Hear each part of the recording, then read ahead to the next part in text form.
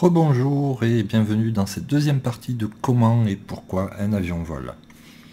Je l'ai expliqué dans la première partie de la vidéo, les fondamentaux. Pour qu'un avion vole, il faut de l'air, des ailes et il faut avancer.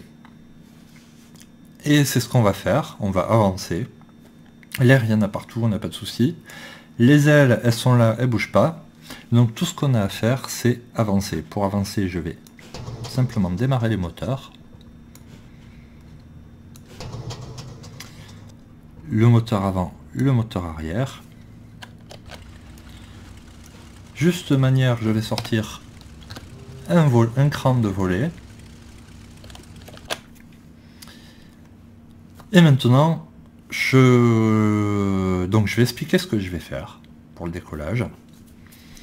Je vais enlever les freins, mettre la poussée des moteurs pour accélérer. Et je vais avec mon joystick, je vais remettre ça, tiens, ce sera plus visible. Simplement maintenir l'avion dans l'axe de la piste. Et je vais très légèrement tirer un petit peu le manche vers moi pour incliner l'avion vers le haut. En fait, c'est pas obligé. À partir d'une certaine vitesse, l'avion va monter. Mais ce qui va se passer, c'est que en montant, l'avion, en fait, quand on va accélérer, on va être juste à la limite où l'avion va commencer à avoir de la portance et à vouloir monter. En montant, il va perdre légèrement la vitesse et donc redescendre. Et revenir sur la piste, regagner de la vitesse, et remonter, redescendre, et en fait il va rebondir sur la piste. Ce qui est moche et vraiment pas cool pour les passagers ni pour le pilote. Alors plutôt que de démontrer que je pourrais voler sans toucher aux manches, je vais faire ça bien. Et dès que je vais voir que l'avion, alors je pourrais le voir à la vitesse, mais dès que je vais voir que l'avion va commencer à monter, je vais l'incliner un tout petit peu pour l'empêcher de rebondir sur la piste plusieurs fois. Les instruments, vite fait, on a l'altitude ici, on est à Toulouse, 500 pieds et quelques brouettes. La vitesse de l'avion, en nœuds. Et ça c'est l'anémomètre, ça c'est l'altimètre. Et le variomètre permet de savoir à quelle vitesse l'avion monte ou descend. C'est en pieds par minute. En centaines de pieds par minute pour être exact. Donc quand l'aiguille est ici, l'avion, toutes les minutes, aura pris 1000 pieds d'altitude. Et donc cette petite aiguille aura avancé de 1. Sera par ici donc. Le reste, c'est une bonne partie pour la radio-navigation, le reste pour les moteurs. Moteur aussi. Radio-navigation, tout ça. Et communication avec la tour. Mais pour cette démo, c'est pas très important. J'enlève les freins. Et je mets les gaz.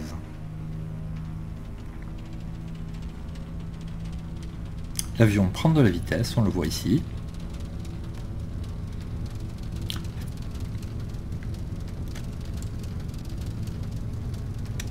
Et on va voir, l'avion va commencer... Voilà, on voit qu'il commence à... Alors déjà à tourner.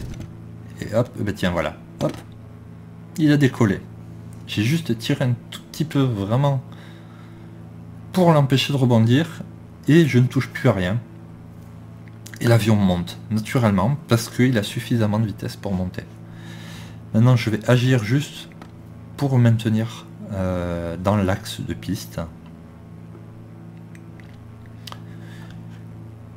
Et l'avion va faire sa sauce. C'est-à-dire, en montant, l'avion va perdre de la vitesse.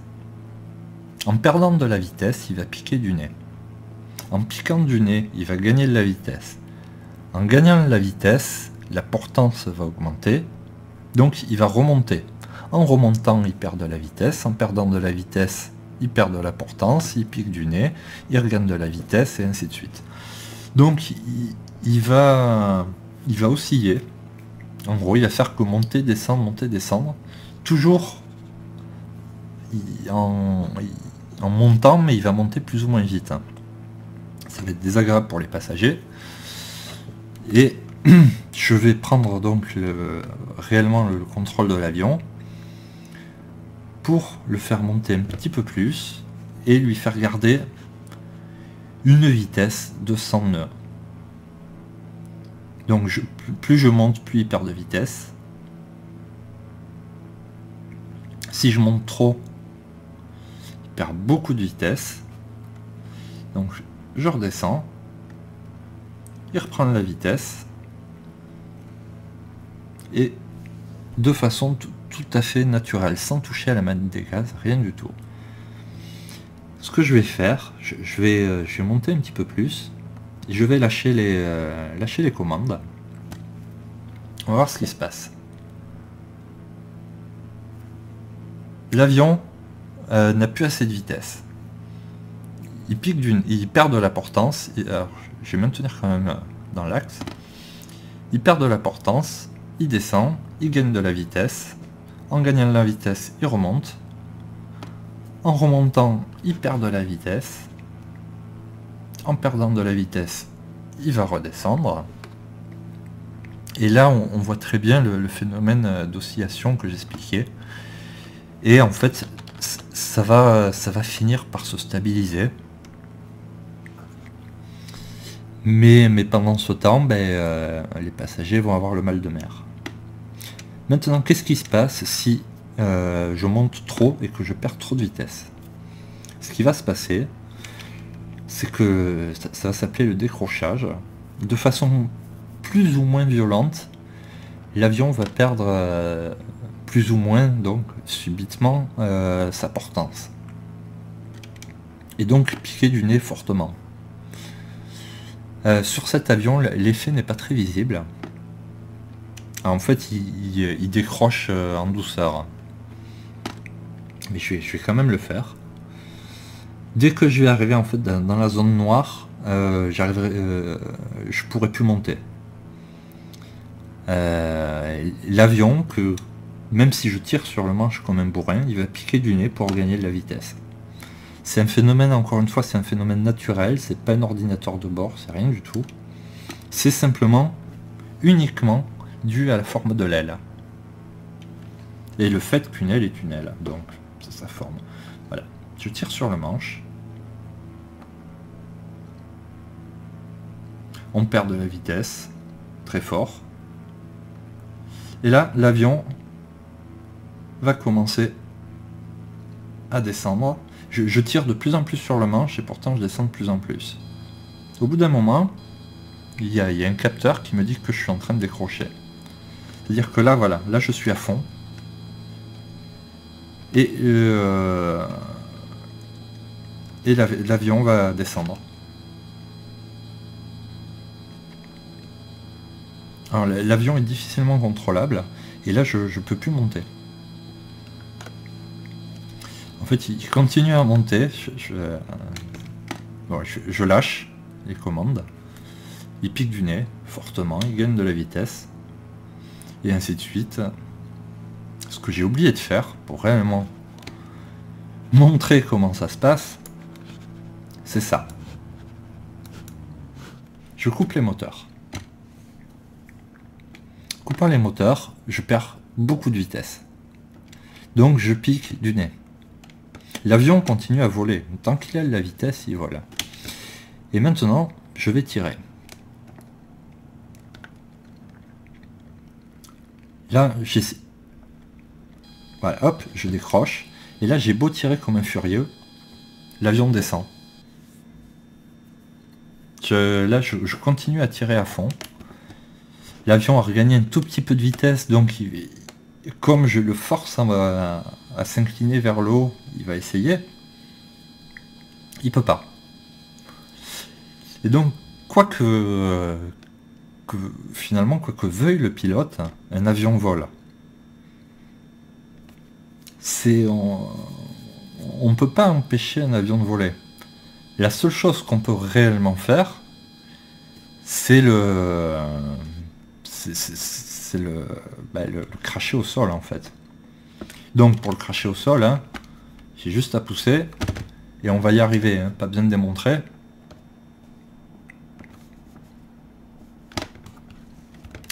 Donc voilà, j'ai plus de moteur. L'hélice tourne à cause du vent qui souffle sur l'hélice.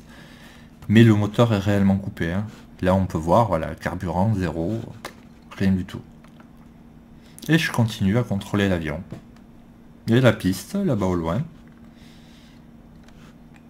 Là je suis beaucoup trop bas hein, pour faire rapide en fait, j'ai pas pris beaucoup d'altitude.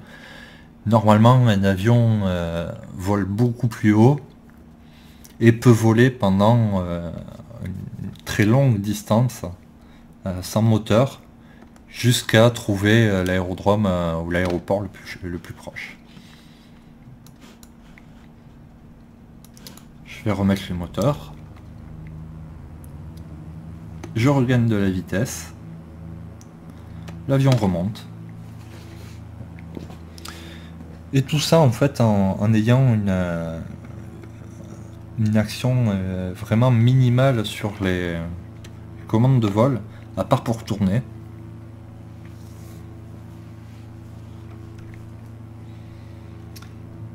Mais autrement de façon tout à fait naturelle, un avion vole. On peut pas empêcher vraiment un avion de voler tant qu'il a des ailes, un avion vole. C'est tout. Et tant qu'il y a l'air, mais l'air il y en a tout le temps.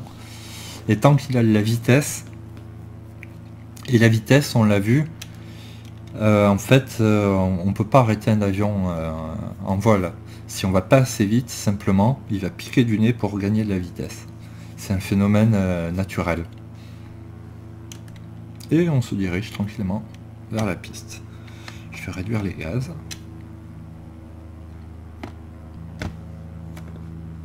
Je vais sortir hop, les volets. Vous voyez, quand je sors les volets, hop, gain de portance, l'avion monte. Par contre, en faisant ça, en fait, on augmente la traînée et ça freine l'avion, et c'est pour ça qu'on l'utilise qu'au décollage et atterrissage. En plein vol, ça sert à rien et c'est même un inconvénient.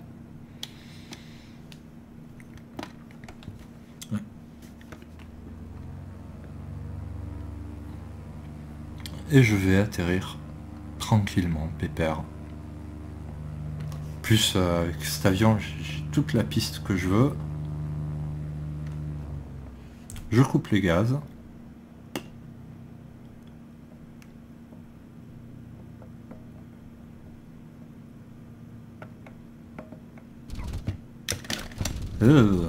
Et je fais un atterrissage moche. Je mets les freins.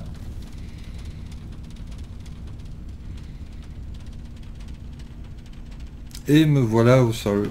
Donc vraiment une partie du boulot du pilote, c'est le confort des passagers. Et c'est la navigation. Le vol, l'avion le fera naturellement. Après, par contre, tourner à droite, à gauche, et ben là, c'est le boulot du pilote. Et savoir où aller, c'est le boulot du pilote. Voilà. Et je ferai peut-être une troisième partie avec un autre avion, manière de maniérer. A plus.